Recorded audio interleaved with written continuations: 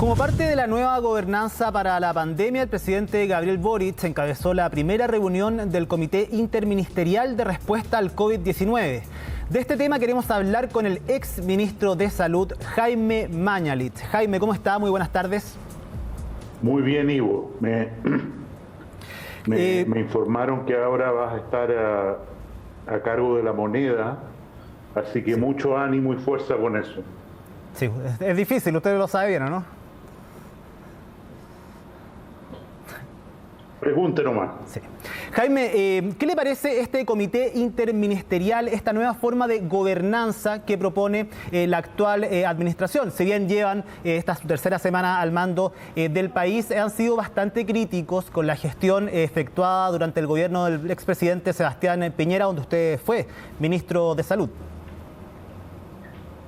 La verdad sea dicha, en el cambio de ciclo político en el que estamos, en que tenemos un gobierno de una orientación completamente diferente a la anterior, yo considero que las observaciones que ha hecho las autoridades políticas de salud respecto al manejo de la pandemia durante el gobierno del presidente Piñera han sido bastante benignas comparado con otras áreas. Y incluso, ¿no es cierto?, esto coincide con un reconocimiento internacional respecto a lo que ha ocurrido en Chile durante la pandemia, que ha sido ampliamente difundido por los medios de comunicación en estos últimos días. Respecto a esta nueva gobernanza, yo creo que hay más palabras que contenido. Efectivamente, después de 3 semanas de haber asumido el gobierno, se están dando las primeras señales de preocupación sobre este tema, a través de una institucionalidad que existía desde siempre. Incluso funcionaba cuando yo era ministro una vez todos los días en la moneda, con presencia del presidente de la República, y todos los ministros que han sido convocados a esta nueva gobernanza, entre comillas, con una diferencia, que es que este comité interministerial va a ser citado, según la declaración oficial del gobierno, cuando se estime necesario, y no en una forma periódica, constante, que yo creo es lo adecuado frente a la situación actual y posiblemente futura durante los próximos meses de la pandemia de COVID en Chile. Jaime, desde el Ministerio de Salud aseguran que parte de esta nueva gobernanza van a intentar buscar mayor participación y transparencia en la entrega de datos, haciendo una diferencia con cómo se venía haciendo bajo su gestión, bajo la gestión del exministro Enrique París también. ¿Le molestan estas críticas acerca de la participación y transparencia en números? Yo creo que sí, Ivo, yo creo que son comentarios para la galería. Efectivamente, como lo reconoció la propia nueva ministra de Salud esta mañana, ella tuvo que hacerse cargo de las críticas, en el sentido de que no ha habido continuidad de la información, desaparecieron las presentaciones que se hacían cada 2 o 3 días durante el ministerio de Enrique París, o diariamente, en el caso cuando yo era ministro, tuvieron que retomarlas, precisamente por esta crítica de falta de comunicación, transparencia. Y lo que yo creo que es muy delicado es que es un hecho que durante estas 3 semanas la importancia, la comunicación de riesgo, la trazabilidad, se ha visto, la vacunación, ojo, se ha visto sumamente mermada, y creo que hay que hacer un llamado a las autoridades a retomar con mucha fuerza estos programas, estas iniciativas, porque este exceso de confianza que se está transmitiendo, la caída en las tasas de vacunación en una pandemia que no ha terminado su ciclo. Sabemos que desde el Oriente, China, Hong Kong, hay una enorme cantidad de casos que pueden producir mutaciones que sean peligrosas incluso para Chile en el futuro próximo. Y en ese sentido creo que el llamado es a retomar la fuerza con la que esto se requiere, desde un punto de vista incluso de reuniones interministeriales que deben ser mucho más frecuentes que lo programado hasta este momento. Ustedes tenían en la nota, alcancé a escuchar, todo lo que significa las secuelas psicológicas de la pandemia. Hoy día acaba de aparecer una publicación del Centro de Control de Enfermedades de Estados Unidos, donde dice que durante la pandemia el 20% de los adolescentes tuvo ideación suicida, y el 35% siente que su salud mental se ha deteriorado gravemente. Y lo estamos viendo en la calle, en el retorno en la escuela, en las manifestaciones de violencia, en el bullying.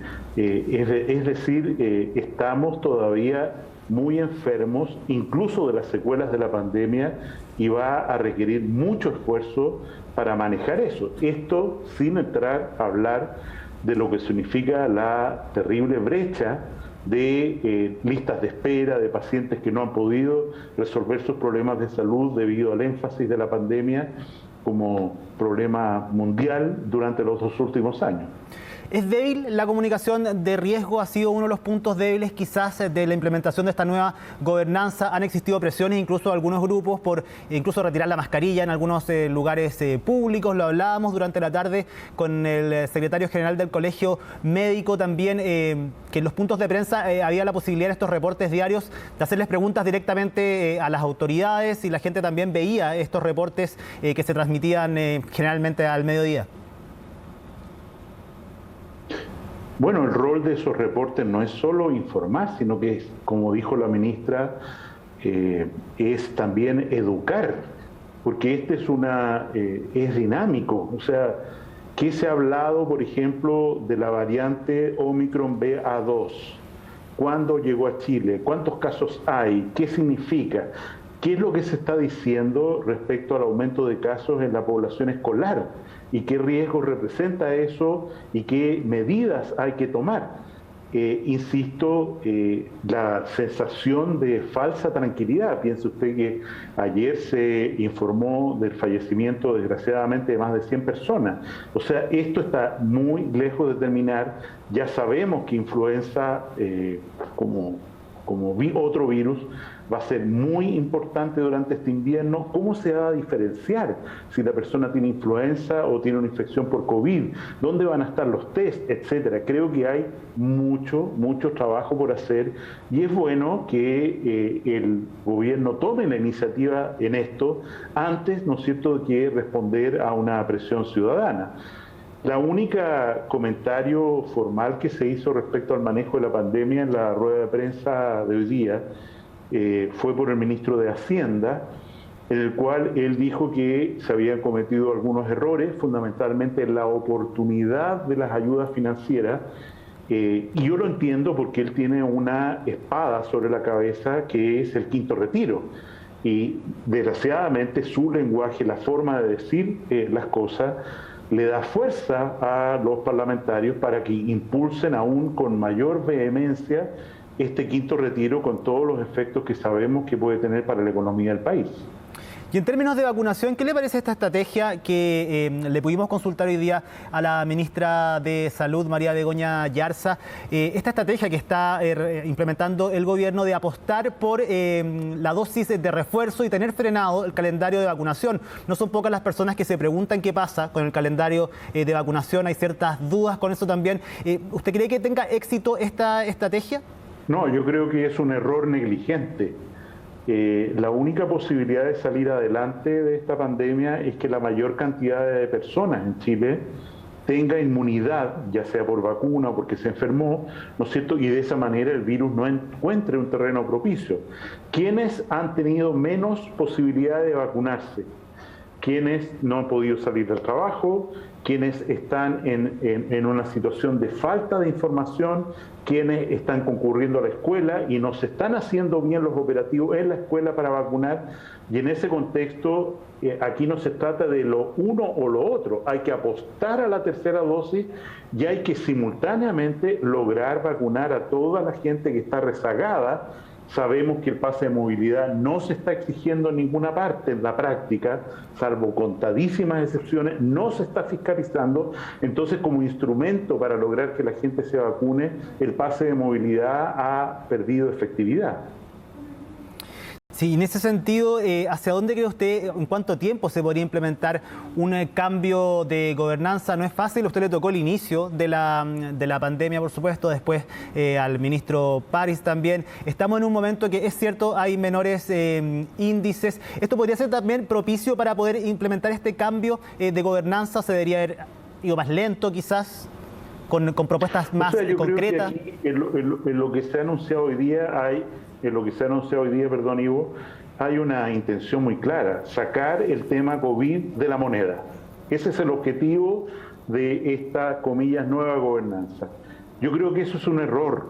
La pandemia sigue existiendo, sigue mostrando secuelas, necesitamos vacunar, probablemente vamos a necesitar vacunarnos todos los años para no tener brote. Esto en el mejor de los casos se va a transformar en una endemia, y en ese contexto, insisto, estamos conversando respecto a qué es una nueva gobernanza. Hay que actuar, hay que vacunar, hay que ir a la escuela, hay que testear a los niños antes de que lleven el virus a un contagio, un brote dentro de una escuela, haciendo volver atrás todo lo que ha significado el esfuerzo por retomar las clases presenciales, que, insisto, creo yo, es una de las maneras, la manera fundamental de poner algo de sanación al tremendo daño sociológico, psicológico, mental que ha significado la pandemia para la población de niños y adolescentes. Pero ¿no se hace cargo parte de eso que usted dice, este plan de recuperación económica inclusiva también, que muchos también criticaron en el gobierno anterior? No había un plan económico fuerte que también permitiera, fuera de la mano con el cuidado de la pandemia, y que ahora el gobierno lo propone con puntos claros, quizás fuertes, también apostando a esta recuperación integral, podríamos decir. Por ejemplo, la recuperación del trabajo de mujeres, preocuparse también en las escuelas, la salud mental. Ivo, no nos engañemos. Aquí de lo que se trata es de que llegue dinero al bolsillo de la gente que más lo necesita. Todo lo demás es música. La gente que no tiene trabajo, que no tiene un empleo de calidad, que no puede, por la inflación de los alimentos, tiene dificultades para llegar a fin de mes, necesita un subsidio directo. El propio presidente Piñera, en un momento de una entrevista, reconoció que la ayuda que se había implementado, que fue muy importante en relación a nuestro ingreso país, una de las más importantes del mundo, de llegar, y eso motivó el primer y segundo retiro, que probablemente eran imposibles de evitar por esta necesidad, insisto, de las personas. Pero ahora, ¿dónde está el subsidio directo a quienes más lo necesitan? Estamos hablando de que vamos a recoger el empleo. ¿Cuándo? Cuando la inflación anualizada va a ser superior al 7%, cuando la velocidad de recuperación del empleo está disminuyendo. O sea, estamos en un problema muy serio. Y eso requiere o un quinto retiro, que, insisto, los diputados van a pegar muy fuertemente para que eso ocurra, o una ayuda directa a quienes más lo necesitan. Decirle a alguien, mire, vamos a trabajar para que haya más empleo, para alguien que no alcanza a llegar a fin de mes, que está en un nivel de pobreza muy importante, no es nada, no, son palabras. Y en ese contexto, yo entiendo que el ministro de Hacienda, Mario Marcel, sea extraordinariamente cauto con las finanzas públicas, que tenga la mano muy apretada y que busque maneras de dilatar esto. Pero estamos en una urgencia que no ha terminado. La gente necesita dinero en el bolsillo para terminar el mes, y nada de eso se escuchó en la propuesta hoy día, más que generalidades. ¿Usted apunta a una especie de ingreso familiar de emergencia?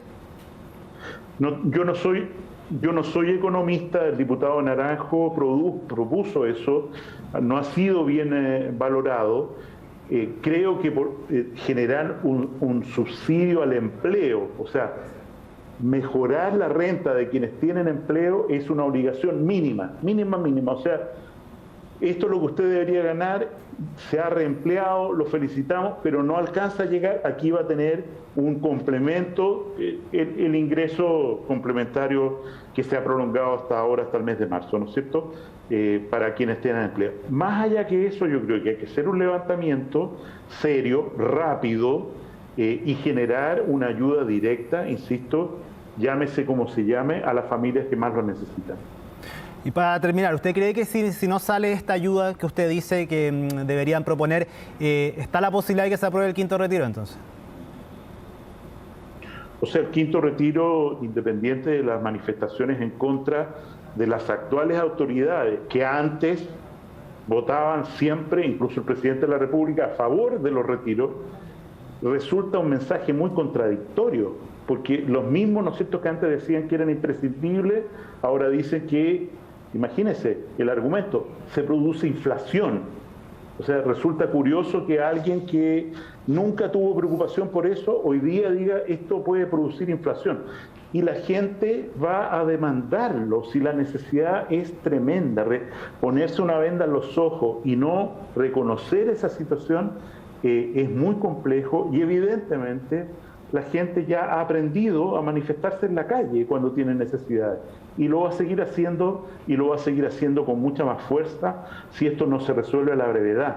Pensar que la pandemia ha terminado, que las secuelas de la pandemia ya no existen, es un grave error y yo creo que se necesita una actitud mucho más diligente, no tanta palabrería, mucho más diligente para vacunar, testear, trazar, aislar y efectivamente, ¿no es cierto?, ayudar a la gente que más lo requiere. Si no, el quinto retiro va a ocurrir de todas maneras.